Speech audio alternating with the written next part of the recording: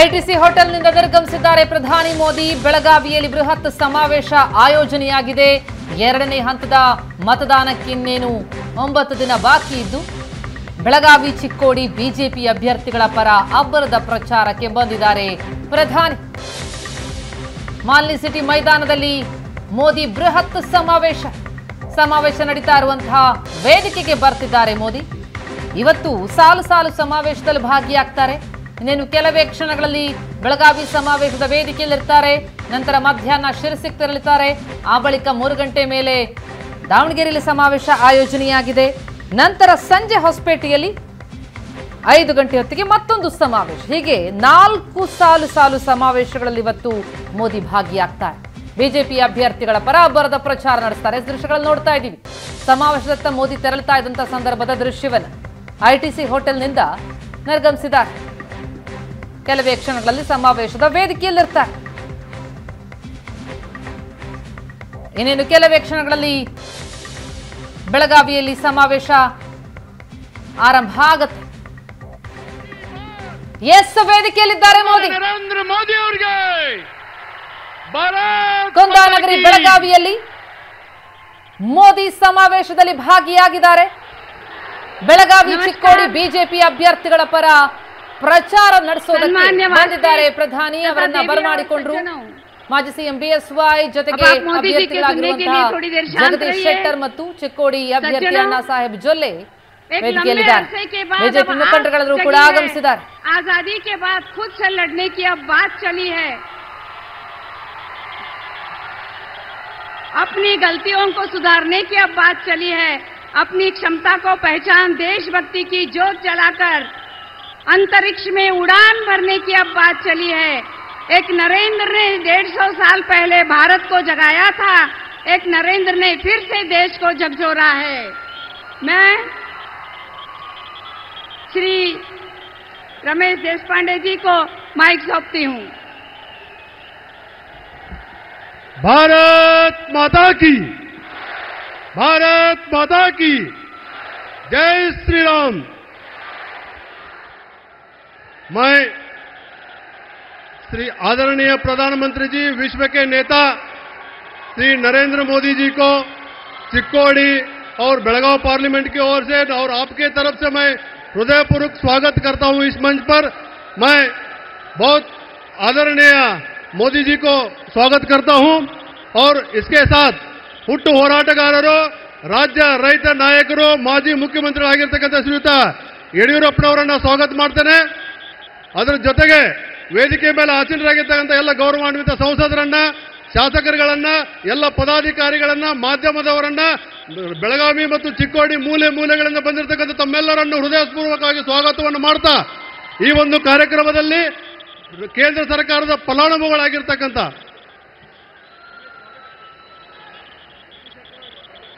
ಈ ಬೆಳಗಾವಿ ಪಾರ್ಲಿಮೆಂಟಿನ ಹಾಗೂ ಚಿಕ್ಕೋಡಿ ಪಾರ್ಲಿಮೆಂಟಿನ ಅಭ್ಯರ್ಥಿಗಳಾಗಿರ್ತಕ್ಕಂಥ ಜಗದೀಶ್ ಶೆಟ್ಟರ್ ಮತ್ತು ಅಣ್ಣಾ ಸಾಹೇಬ್ ಜೊಲ್ಲೆ ಅವರು ಶಾಲು ಹೊಲಿಸುವುದರ ಮುಖಾಂತರ ಮೋದಿ ಈ ಒಂದು ರೈತರ ಸಂಕೇತ ಆಗಿರ್ತಕ್ಕಂಥ ಎತ್ತು ಮತ್ತು ಬಂಡಿಯನ್ನ ನಮ್ಮ 5 ಜನ ಮಹಿಳಾ ಫಲಾನುಭವಿಗಳು ಕೊಡ್ತಾ ಇದ್ದಾರೆ. ಶ್ರೀಮತಿ ರುಕ್ಮಾ ವಾಗ್ಮೋಡೆ ಮನೆಯನ್ನು ಪಡೆದುಕೊಂಡಿದ್ದಾರೆ. ಕೇಂದ್ರ ಸರ್ಕಾರ ಶ್ರೀಮತಿ ಅಮ್ರಪಾಲಿ ಕಾಂಬ್ಳೆ, ಶ್ರೀ ರುಕ್ಮಾ ಗ್ಯಾಸ್ ಏಜೆನ್ಸಿ ಉಜ್ವಲ ಗ್ಯಾಸನ್ನು ಪಡೆದುಕೊಂಡಿರುವುದು ಶ್ರೀ ಕುಸುಮಾ ಪಾಟೀಲ್, ಶ್ರೀ ಕಾಂಬ್ಳೆ ಇವರುಗಳು, ಶ್ರೀಮತಿ ಕಾಂಬ್ಳೆ ಇವರೆಲ್ಲರೂ ಕೂಡಿ ಆ ಒಂದು ಎತ್ತು ಮತ್ತು ಬಂಡಿಯ ರೈತರ ಸಂಕೇತವನ್ನ ಮಾನ್ಯ ಪ್ರಧಾನಮಂತ್ರಿಗಳೇ ನೀಡೋದ್ರ ಮುಖಾಂತರ ಸ್ವಾಗತವನ್ನು ಮಾಡ್ತಾ ಇದ್ದಾರೆ. ಭಾರತ್ ಮಾತಾ ಕಿ ಜೈ ಶ್ರೀರಾಮ್. ಮೋದಿ ಮೋದಿ ಮೋದಿ ಮೋದಿ. अब की बार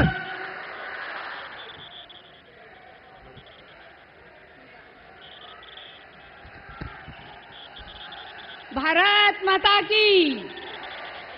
अब की बार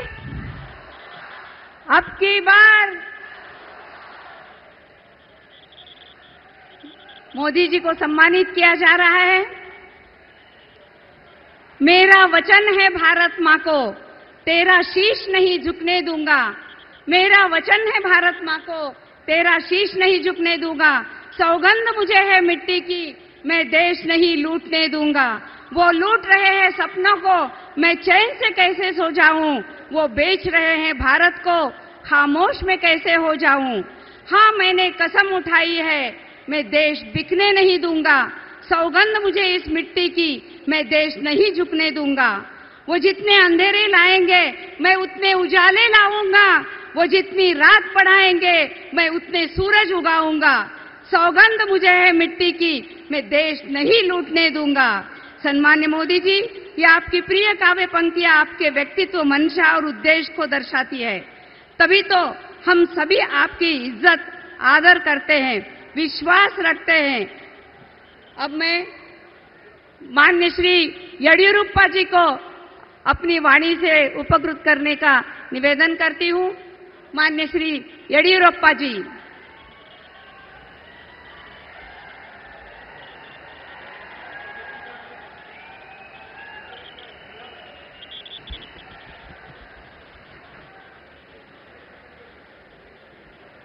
ಭಾರತ್ ಮಾತಾ ಕಿ ಎರಡು ಕೈ ಎತ್ತಿ ಹೇಳಬೇಕು. ಜೈ ಶ್ರೀರಾಮ್, ಜೈ ಶ್ರೀರಾಮ್. ಪ್ರಧಾನಿ ನರೇಂದ್ರ ಮೋದಿಜಿಯವರಿಗೆ, ಪ್ರಧಾನಿ ನರೇಂದ್ರ ಮೋದಿಜಿಯವರಿಗೆ ಭಾರತ್ ಮಾತಾ ಕಿ.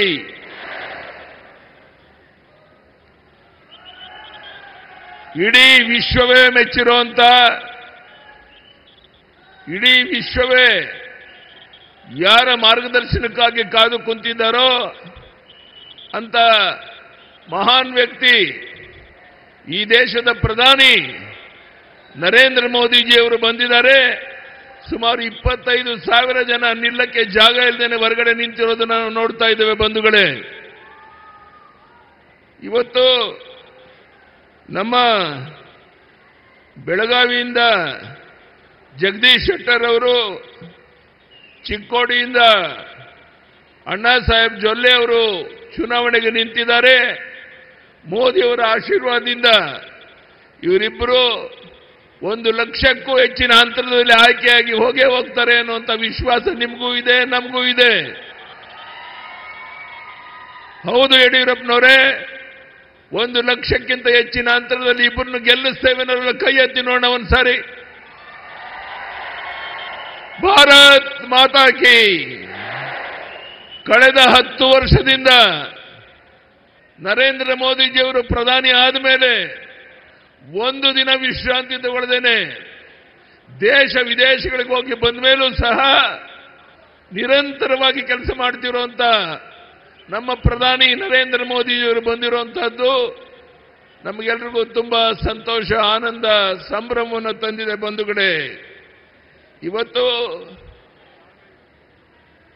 ಯಾವ ಪ್ರಧಾನಿ ನರೇಂದ್ರ ಮೋದಿಯವರು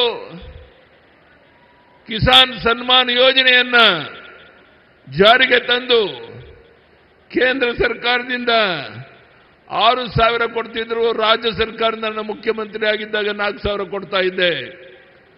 ಆದರೆ ಈ ಸರ್ಕಾರ ದಿವಾಳಿಯಾಗಿ ಆ 4,000 ಕೊಡೋದು ನಿಲ್ಲಿಸಿದ್ದಾರೆ. ಬಹುಶಃ ಈ ಸರ್ಕಾರ ಖಜಾನೆ ಖಾಲಿಯಾಗಿದೆ. ಜನಹಿತವನ್ನ ಸಂಪೂರ್ಣ ಮರೆತು ಒಂದು ರೀತಿ ತೊಗಲಕ್ ದರ್ಬಾರ್ ನಡೆಸ್ತಾ ಇರುವಂತಹ ಈ ಸರ್ಕಾರವನ್ನ ಕಿತ್ತೊಗಿಬೇಕಾಗಿದೆ. ನಾನು ಪ್ರಧಾನಿಯವರಿಗೆ ನಿಮ್ಮ ಪರವಾಗಿ ಭರವಸೆಯನ್ನು ಕೊಡ್ತೇನೆ. ಪ್ರಧಾನಿಯವರೇ, ಈಗ ನಡೆದಿರುವಂತಹ 14 ಲೋಕಸಭಾ ಚುನಾವಣೆ ಏನಾಗಿದೆ, 14 ಗೆಲ್ತೇವೆ. ಮುಂದೆ ಬರುವಂತಹ 14 ಕ್ಷೇತ್ರವನ್ನು ಗೆಲ್ತೇವೆ ಅನ್ನೋ ಭರವಸೆಯನ್ನು ಕೊಡಬಹುದಾ ನಾನು? ಹೀಗೆ 28ಕ್ಕೆ 28 ಲೋಕಸಭಾ ಕ್ಷೇತ್ರವನ್ನು ಗೆದ್ದು ನಮ್ಮ ಸಂಸತ್ ಸದಸ್ಯನ ಡೆಲ್ಲಿಗೆ ಕರ್ಕೊಂಡು ಹೋಗೋಣ. ಈ ವಿಶೇಷವಾದ ಸಂದರ್ಭದಲ್ಲಿ ಒಂದು ದಿನ ವಿಶ್ರಾಂತಿ ತಗೊಳ್ಳದೇನೆ ಜಗತ್ತಿನ ಉದ್ದಗಲಿಕ್ಕೆ ಓಡಾಟ ಮಾಡ್ತಾ ಇಲ್ಲಿಗೆ ಬಂದಿರುವಂತಹ ಪ್ರಧಾನಿ ನರೇಂದ್ರ ಮೋದಿಜಿಯವರನ್ನ ಅತ್ಯಂತ ಸಂಭ್ರಮದಿಂದ ಸ್ವಾಗತವನ್ನ ಮಾಡ್ತಾ ಇದ್ದೇನೆ ಬಂಧುಗಳೇ. ಇವತ್ತು ನಮ್ಮ ಪ್ರಧಾನಿ ನರೇಂದ್ರ ಮೋದಿಜಿಯವರು ವಿಶ್ವವೇ ಮೆಚ್ಚಿರುವಂಥ ಮಹಾನ್ ನಾಯಕ. ಅಂತ ವ್ಯಕ್ತಿ ಇಲ್ಲಿಗೆ ಬಂದಿರುವಂತಹದ್ದು ಬೆಳಗಾವಿ, ಚಿಕ್ಕೋಡಿ 2 ಕ್ಷೇತ್ರದಲ್ಲಿ ಬಹಳ ದೊಡ್ಡ ಅಂತರದಲ್ಲಿ ನಮ್ಮ ಇಬ್ಬರು ಅಭ್ಯರ್ಥಿಗಳನ್ನ ಆಯ್ಕೆ ಮಾಡಿ ಕಳಿಸ್ಕೊಡ್ತೇವೆ. ಮೋದಿಜಿಯವರೇ, ನಿಮ್ಮ ಆಶೀರ್ವಾದ ಇರಬೇಕಷ್ಟೇ. ಜಗತ್ತೇ ಮೆಚ್ಚಿರುವಂತ ನಮ್ಮ ನಾಯಕ, ಇಡೀ ವಿಶ್ವವೇ ಮೆಚ್ಚಿರುವಂತ ಪ್ರಧಾನಿ ನರೇಂದ್ರ ಮೋದಿಜಿಯವರು ಇಲ್ಲಿಗೆ ಬಂದಿದ್ದಾರೆ. ಅವರೆಲ್ಲರನ್ನ ಅತ್ಯಂತ ಸಂಭ್ರಮದಿಂದ ನಾವು ಸ್ವಾಗತ ಮಾಡ್ತಾ ಇದ್ದೇವೆ. ಭಾರತ್ ಮಾತಾ ಕಿ, ಕೈ ಎತ್ತಿ ಹೇಳಬೇಕು. ಪ್ರಧಾನಿ ನರೇಂದ್ರ ಮೋದಿಜಿಯವರಿಗೆ, ಪ್ರಧಾನಿ ನರೇಂದ್ರ ಮೋದಿಜಿಯವರಿಗೆ ಭಾರತ್ ಮಾತಾ ಕಿ, ಭಾರತ್ ಮಾತಾ ಕಿ. ಧನ್ಯವಾದಗಳು. ನಮಸ್ಕಾರ. ತುಂಬಾ ಧನ್ಯವಾದಗಳು. ಈಗ ನಾನು ನಮ್ಮ ನೆಚ್ಚಿನ ಪ್ರಧಾನಮಂತ್ರಿಗಳಾದ, ವಿಶ್ವದ ಮಹಾನಾಯಕರಾದ ಪ್ರಧಾನಮಂತ್ರಿ ಮೋದಿಜಿ ಅವರಿಗೆ ತಮ್ಮ ಜೊತೆ ಮಾತನಾಡಲು ವಿನಂತಿಸುತ್ತೇನೆ. प्रधानमंत्री मोदी जी, आप सभा को संबोधित करें.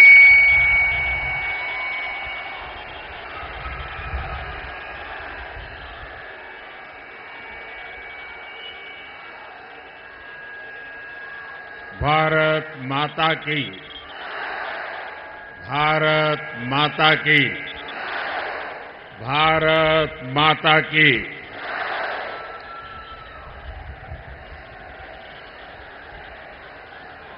ಬೆಳಗಾವಿ ಮತ್ತು ಚಿಕ್ಕೋಡಿ ಸೋದರ ಸೋದರಿಯರಿಗೆ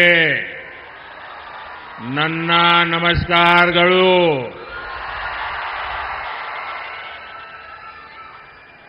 ताई भुवनेश्वरी और मां सौदत्ती येलम्मा को मैं प्रणाम करता हूं. भाइयों और बहनों, सबसे पहले तो मैं कर्नाटका के सभी वोटर्स का अभिनंदन करता हूं. कर्नाटका में मैं जहां जहां गया हूं, मुझे एक ही स्वर सुनाई देता है. फिर एक बार, फिर एक बार, फिर एक बार.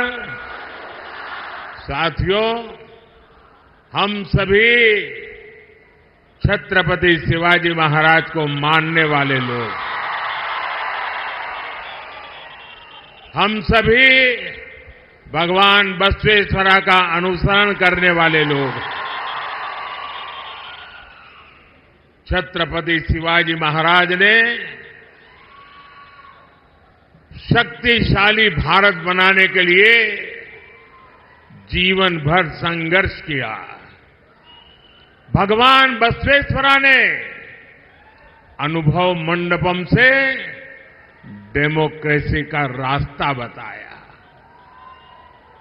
10 साल में भारत शक्तिशाली हुआ.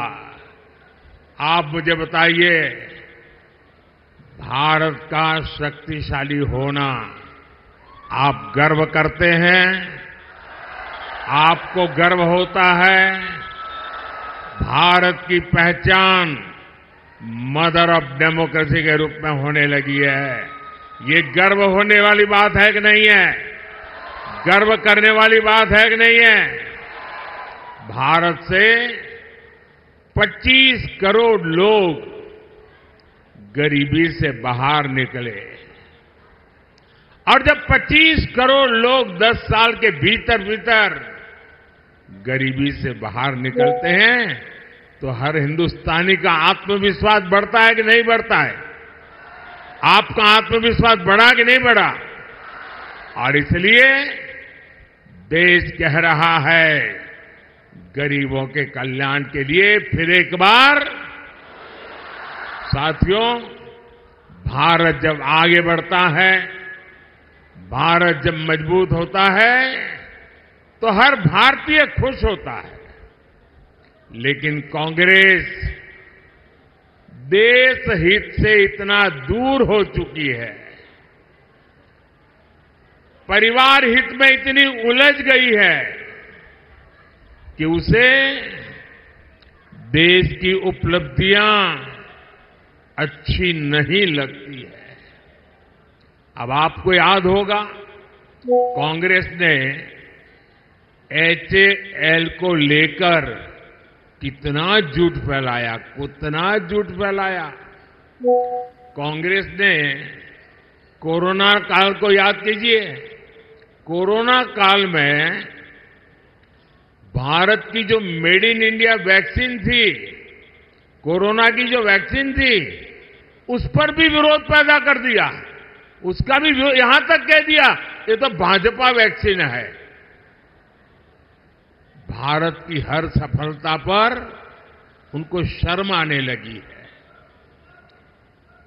और जैसे उनको भारत के वैक्सीन पे भरोसा नहीं, लोगों को उलझन में डालने की कोशिश की, उन्होंने ईवीएम के बहाने पूरी दुनिया में भारत की डेमोक्रेसी को बदनाम करने की कोशिश की। अभी 2 दिन पहले ही सुप्रीम कोर्ट ने ये कांग्रेस वालों को और उनकी पूरी टोली को ऐसा करारा तमाचा मारा है, ऐसा करारा तमाचा मारा है।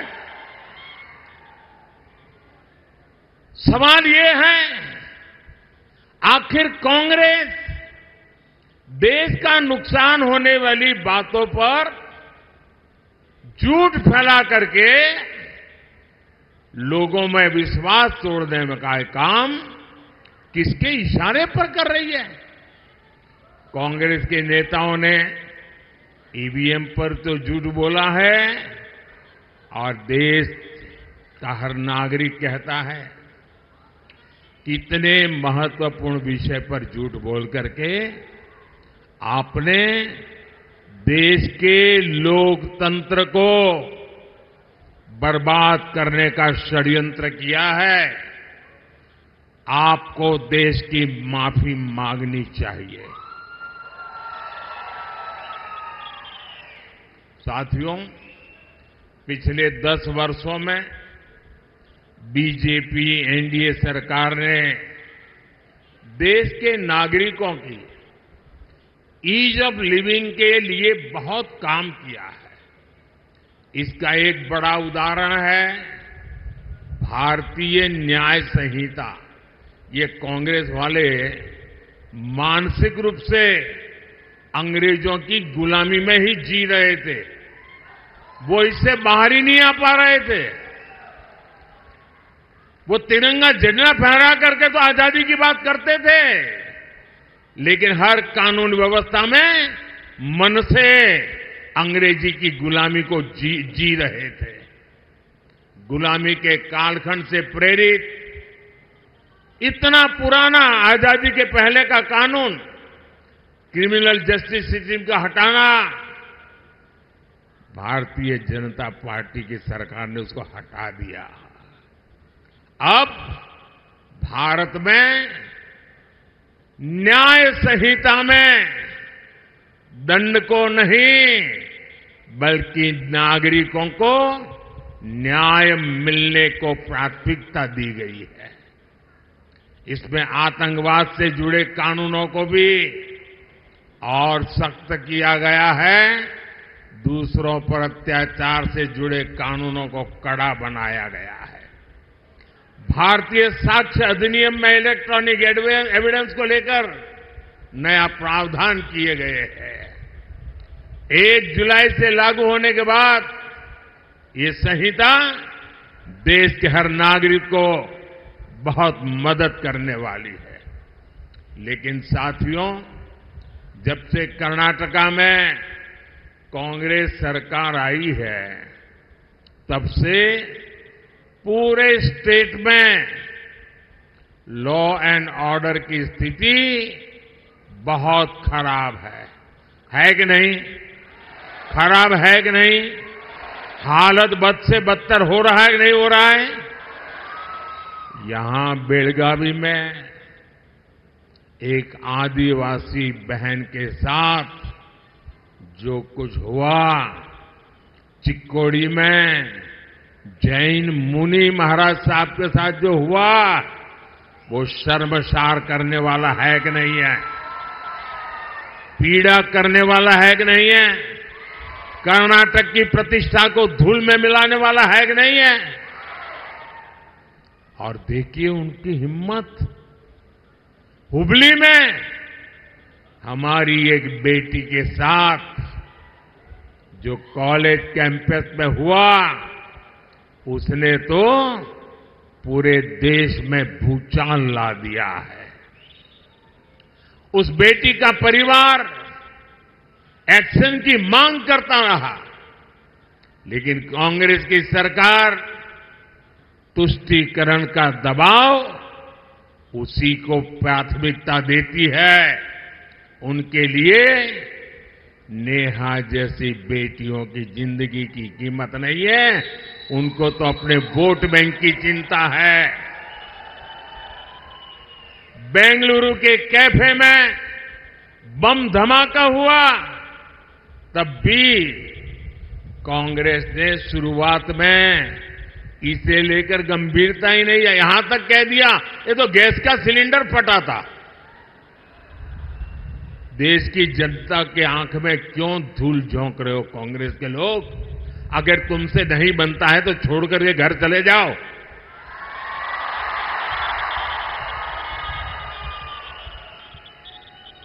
यही वही कांग्रेस के जो है जिसने वोट के लिए पीएफआई, जो आतंकवाद को पनाह देने वाला देश विरोधी संगठन, जिस पर मोदी सरकार ने प्रतिबंध लगा दिया है, ऐसे पीएफआई आतंकी संगठन का चुनाव में मदद करने के लिए, उनकी मदद लेने के लिए, वायनाड में एक सीट जीतने के लिए आप उसको सरेंडर कर रहे हो, उनके कारनामों का बचाव कर रहे हो। लेकिन भाजपा सरकार ने देश और समाज विरोधी पीएफआई को बंद किया है, उससे बड़े बड़े खैरखा जेलों में सड़ रहे हैं। भाइयों साथियों, कांग्रेस ने हमारे इतिहास को, हमारी आजादी की लड़ाई को भी वोट बैंक के नजरिए से, तुष्टीकरण के नजरिए से ही लिखवाया है। और आज भी ये कांग्रेस के शहजादे उसी पाप को आगे बढ़ा रहे हैं। आपने कांग्रेस के शहजादे का एक ताजा बयान जरूर सुना होगा। ये शहजादे का कहना है कि भारत के राजा, भारत के महाराजा ये अत्याचारी थे, ये गरीबों की जमीन छीन लेते थे, जब मर्जी पड़े तब उनका सब हड़प कर लेते थे। कांग्रेस के शाहजादे ने छत्रपति शिवाजी महाराज, कित्तूर की रानी चिन्नम्मा जैसे महान व्यक्तित्व का अपमान किया है। इनका सुशासन, इनकी देशभक्ति आज भी हम सभी को प्रेरित करती है। जरा शाहजादे को पता है क्या मैसूरू राजघराने का योगदान? उनको याद नहीं रहा। मैसूरू राजघराने को आज पूरा देश गर्व के साथ देखता है कि नहीं देखता है।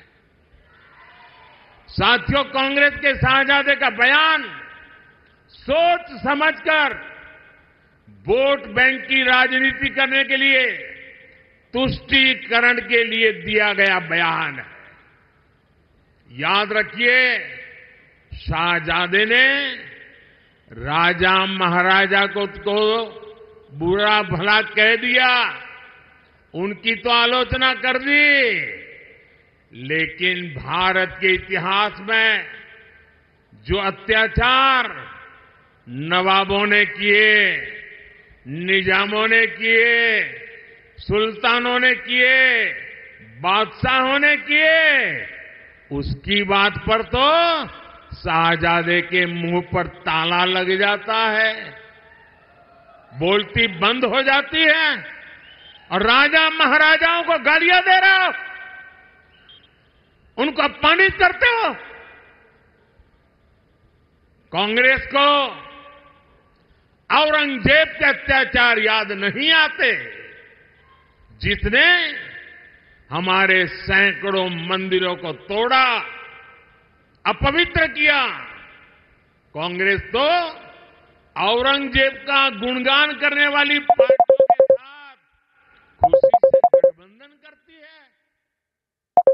है। की गौ हत्याएं की, इनको वो नवाब याद नहीं आए जिन्होंने भारत के विभाजन में बहुत बड़ी भूमिका निभाई। कोई कल्पना कर सकता है क्या बनारस के राजा के बिना बनारस हिंदू विश्वविद्यालय की स्थापना संभव हो सकती थी? क्या महारानी अहल्याबाई होलकर ने मंदिरों का पुनर्निर्माण कराकर हमारे आस्था स्थलों की रक्षा की या नहीं की? मैं गुजरात से आता हूं, मेरा गांव गायकवाड़ स्टेट में पड़ता है। ये बड़ौदा महाराजा थे जिन्होंने बाबा साहब आंबेडकर की प्रतिभा को पहचाना था, उनको बड़ौदा बुलाया, उनकी शक्ति को पहचाना और बाबा साहब आंबेडकर को विदेश पढ़ने के लिए भेजने का काम गायकवाड़ महाराजा ने किया था। ये कांग्रेस के शाहजादे को इन राजा महाराजाओं का योगदान याद नहीं आता है, लेकिन वोट बैंक की राजनीति के लिए वे राजा महाराजाओं के खिलाफ बोलने की हिम्मत करते हैं, नवाबों के खिलाफ, बादशाहों के खिलाफ, सुल्तानों के खिलाफ एक शब्द बोलने की उनमें ताकत नहीं है। कांग्रेस की तुष्टीकरण की मानसिकता अब देश के सामने खुलकर के सामने आ रही है और यही मानसिकता कांग्रेस के मैनिफेस्टो में भी झलकती है।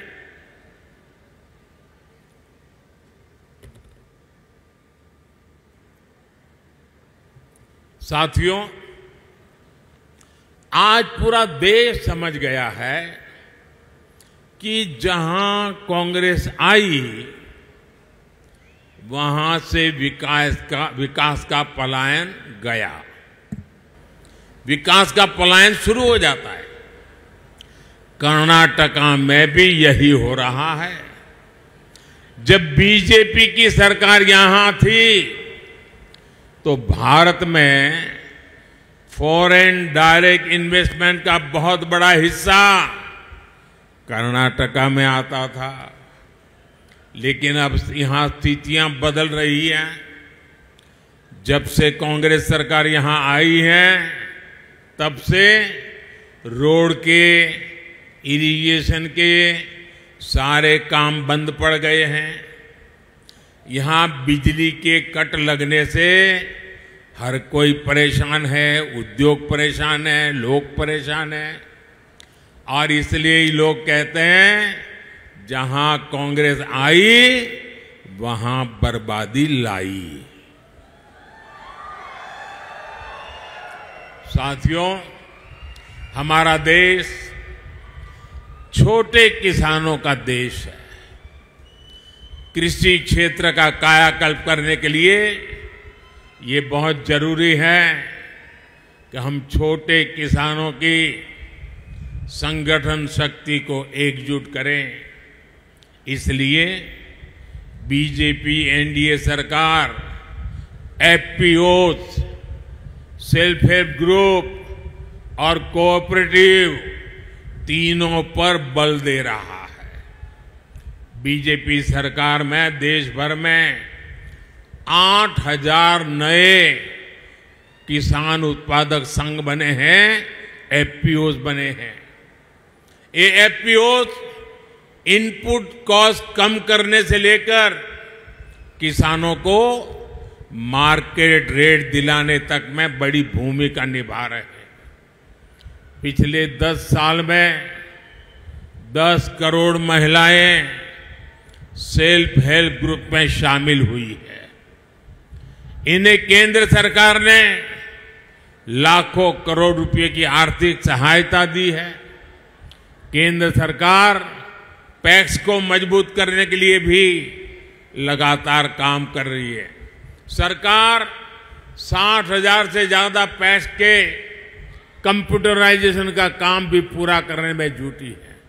एनडीए सरकार शुगर कोऑपरेटिव्स को भी बढ़ावा दे रही है। बीजेपी सरकार ने पेट्रोल में इथेनॉल ब्लेंडिंग को बढ़ाकर गन्ना किसानों की बहुत बड़ी मुश्किल आसान की है। इथेनॉल ब्लेंडिंग की वजह से गन्ना किसानों को 70,000 करोड़ रुपए से ज्यादा उनको कमाई हुई है। चीनी मिलों पर बकाया होने की उनकी समस्या भी अब दूर हो रही है। लेकिन साथियों, यहां कांग्रेस ने फार्मर्स के साथ जो विश्वासघात किया है वो तो बहुत बड़ा पाप है। यहां जब बीजेपी की सरकार थी तो फार्मर्स के बैंक अकाउंट में 10,000 रुपये, 10,000 रुपये जमा होते थे। कांग्रेस की सरकार ने आते ही 4,000 रुपया देना बंद कर दिया। अब वोट मिल गया, अब किसान जाने, किसान का काम जाने, उनको परवाह ही नहीं है। अब मोदी जो 6,000 रुपया भेजता है वही किसान को जाता है, यहां के पैसे उन्होंने काट लिए। और पीएम किसान सम्मान निधि के पैसे आपको ऐसे ही मिलते रहेंगे। ये कर्नाटका वालों ने जो पाप किया है उसकी सजा आप इस चुनाव में दीजिए, और मोदी आने वाले वर्षों में भी आपको गारंटी देता है जो दिल्ली से भेजा जाता है वो चालू रहेगा। साथियों, आपका ये सेवक गांव, किसान, नौजवान, नारी शक्ति को सशक्त करके आपकी संपत्ति बढ़ाने में जुटा है। लेकिन कांग्रेस क्या कर रही है? कांग्रेस के शहजादे आजकल घोषणा कर रहे हैं, और भाई बहन दोनों कर रहे हैं, कि वो चुनाव अगर जीत गए तो पूरे देश का एक्सरे करेंगे, आपकी प्रॉपर्टी का एक्सरे किया जाएगा, बैंक के लॉकर का एक्सरे किया जाएगा, आपकी जमीन कितनी है एक्सरे होगा, आपके पास गाड़ी कितनी है, स्कूटर कितने हैं, साइकिल कितनी है, इसका एक्सरे होगा। महिलाओं के पास स्त्री धन कितना है, गहने कितने हैं, सोना कितना है, मंगलसूत्र कहां पड़ा है, इसका एक्सरे किया जाएगा। यानी ये लोग हर घर में छापा मारकर आपकी संपत्ति पर कब्जा करना चाहते हैं। आपकी संपत्ति पर कब्जा करने के बाद कांग्रेस इसे रीडिस्ट्रीब्यूशन की बातें कर रही है, अपनी पसंदीदा वोट बैंक को देना चाहती है। क्या आप अपनी गाढ़ी कमाई की संपत्ति को लूटने देंगे? आपने बचाया हुआ सोना चांदी लूटने देंगे? क्या आपके मंगलसूत्र पर किसी को हाथ लगाने देंगे? कोई पंजा आपकी संपत्ति लूट सकता है क्या? मैं कांग्रेस को अलर्ट करना चाहता हूं, ये मंसूबे छोड़ दीजिए जब तक मोदी जिंदा है।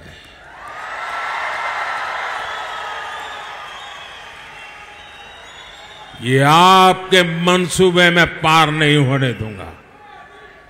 ये आपके खेल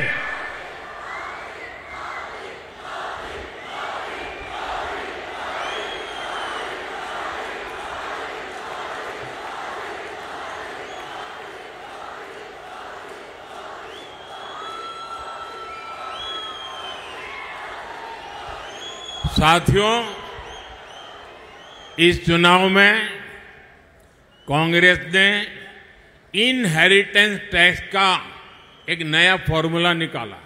ये बड़ा भयंकर है, आपकी नींद उड़ जाएगी। उन्होंने क्या कहा है कि दिल्ली में उनकी सरकार बनेगी तो ऐसा कानून लाएंगे कि आप जो अपने बच्चों के लिए बचाते हैं, आपने मेहनत करके कमाया, खुद ने खर्चा नहीं की, मौज नहीं किया, थोड़ा थोड़ा पैसा जमा किया और मन में रहता है कि मरने के बाद बच्चों को कुछ दे करके जाऊं, छोटा सा घर दे करके जाऊं, कुछ पैसे दे करके जाऊं, ताकि बच्चों को मेरे मरने के बाद किसी के पास जाना न पड़े। हर माँ बाप ऐसा चाहता है कि नहीं चाहता है? हर माँ बाप अपने बच्चों को कुछ न कुछ देना चाहता है कि नहीं देना चाहता? और इसलिए हर माँ बाप कुछ बचत करके रखता है कि नहीं रखता है? अब ये कांग्रेस वाले कहते हैं आपने जो बचाया है, अगर आप अपने बच्चों को अब नहीं दे सकते हैं, आपने जो बचाया है अगर बच्चों को देना है तो 55%, 55% उस पर टैक्स लेकर के सरकार वो छीन लेगी। मतलब 2 मकान है तो एक कांग्रेस की सरकार की जेब में और दूसरे से अपने 2 बच्चों को बांट के दो। अपनी वोट बैंक को बांटने के लिए ये आपकी संपत्ति पर डाका डालना चाहते हैं, क्योंकि उन्होंने घोषणा की है कि इस देश की संपत्ति पर पहला अधिकार किसका है? उनकी वोट बैंक का है। ये डॉक्टर मनमोहन सिंह जी भी कह चुके हैं। मैं कर्नाटका के सभी लोगों से पूछना चाहता हूं, मैं आपके माध्यम से देशवासियों को पूछ रहा हूं, क्या आप ऐसा होने देंगे? ऐसा कानून लाने वालों को आने देंगे? ऐसी सोच वाली कांग्रेस को सजा देंगे? इस चुनाव में हर बूथ में उनको चुन चुन कर साफ करेंगे?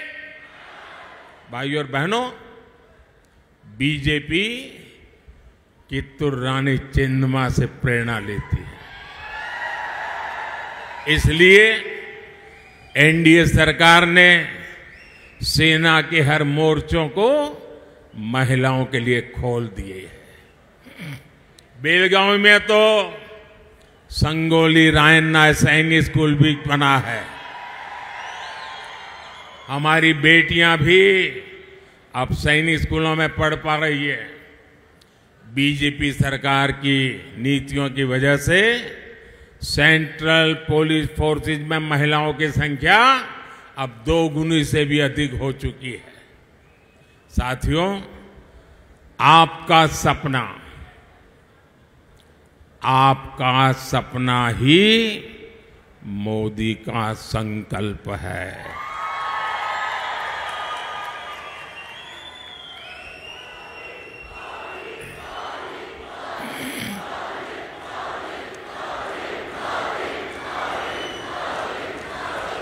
आपका सपना ये मेरा संकल्प है और आपका सपना साकार करने के लिए मेरा पल पल आपके नाम, मेरा पल पल देश के नाम। 24/7 24/7 फॉर 2047 ये मोदी का वादा है। और इसलिए हमारे भाइयों बहनों, इस चुनाव में दिल्ली में मुझे कर्नाटका से मजबूत समर्थन की जरूरत है। मैं आज आपके पास कुछ मांगने के लिए आया हूं। मैं आपसे आशीर्वाद मांगने के लिए आया हूं। और इसलिए इस चुनाव में बेलगावी से हमारे बहुत पुराने साथी जगदीश शेट्टर जी को और चिकोड़ी से हमारे अन्ना साहेब शंकर जोले जी को ज्यादा से ज्यादा वोट दीजिए। और आप जब इनके लिए कमल के निशान पर बटन दबाएंगे ना, जब आप कमल के निशान पर बटन दबाएंगे तो वोट सीधा सीधा मोदी के खाते में जाएगा।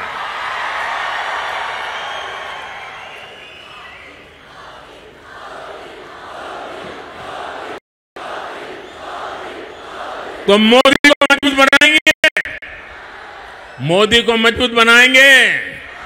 मोदी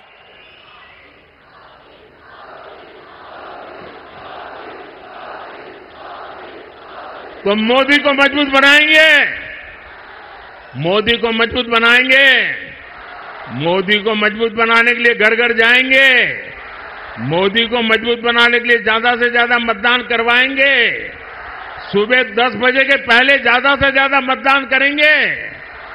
पहले मतदान फिर जलपान, पहले मतदान फिर जलपान, पहले मतदान फिर।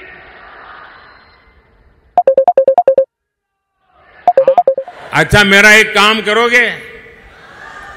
जरा हाथ ऊपर करके बताओ तो बताओ। मेरा एक काम करोगे? ये मेरा पर्सनल काम है, करेंगे? ये चुनाव वाला काम नहीं है, करेंगे? पक्का करेंगे? एक काम करना, घर घर जाइएगा और हर घर में जाके कहिएगा कि मोदी जी आए थे, मोदी जी ने आपको नमस्कार भेजा है। मेरा नमस्कार पहुंचा देंगे। जब मेरा नमस्कार आप पहुंचाएंगे ना, तो हर परिवार मुझे आशीर्वाद देगा और हर परिवार का आशीर्वाद मेरे लिए एक नई ऊर्जा बन जाता है। और जब नई ऊर्जा बन जाता है तो मैं पूरी शक्ति के साथ आपके सपनों को साकार करने के लिए अपनी जिंदगी खपा देता हूं। और इसलिए मुझे आपके आशीर्वाद चाहिए। मेरे साथ बोलिए, भारत माता की, भारत माता की, भारत माता की। बहुत बहुत धन्यवाद।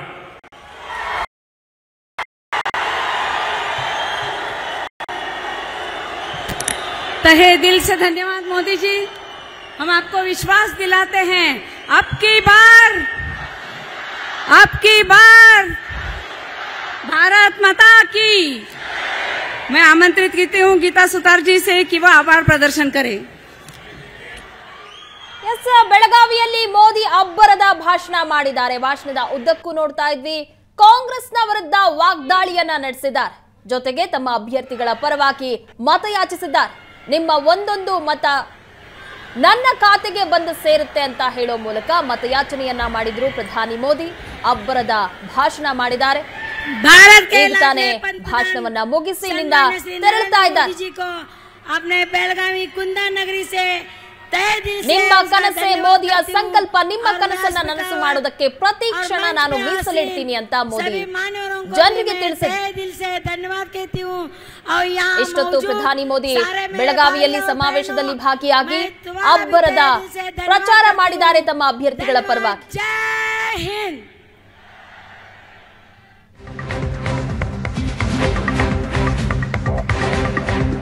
ಕರ್ನಾಟಕದಲ್ಲೂ ಆಸ್ತಿ ಅಸ್ತ್ರವನ್ನ ಪ್ರಯೋಗಿಸಿದ್ದಾರೆ ಮೋದಿ.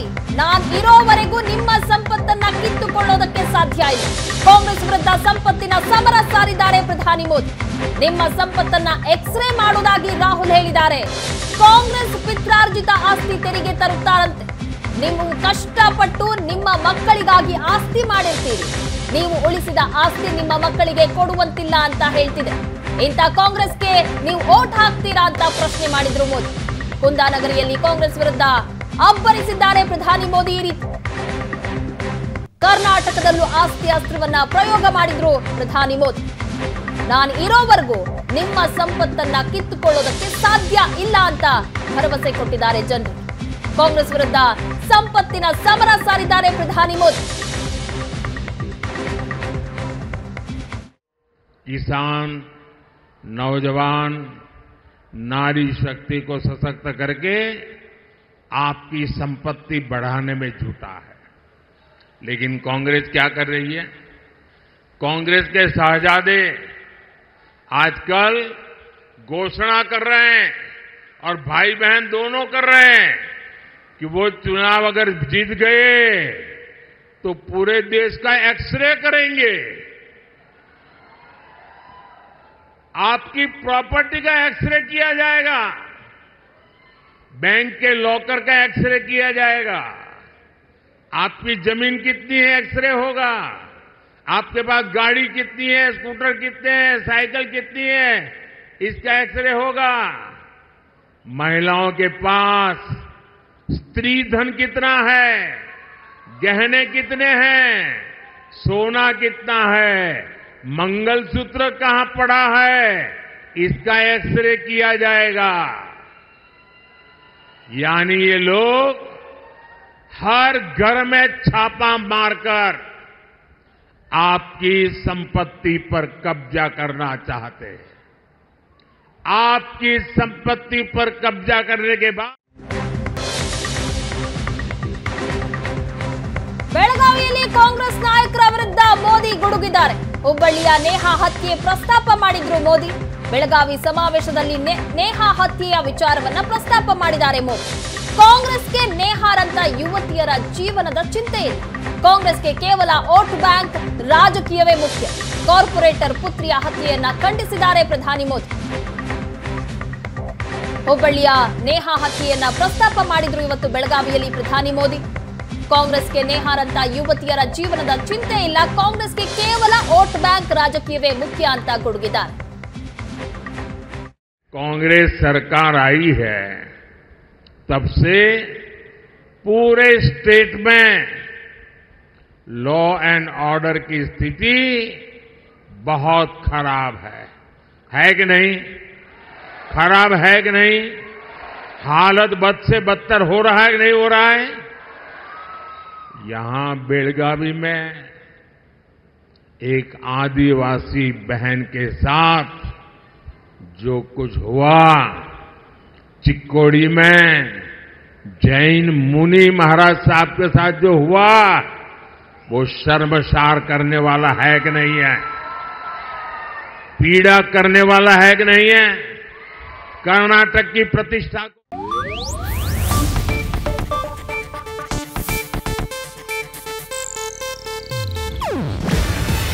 ಇದು ಏಷ್ಯಾನೆಟ್ ನ್ಯೂಸ್ ನೆಟ್ವರ್ಕ್ ಪ್ರಸ್ತುತಿ. ನೀವು ನೋಡ್ತಿದ್ದೀರಾ ಏಷ್ಯಾನೆಟ್ ಸುವರ್ಣ ನ್ಯೂಸ್.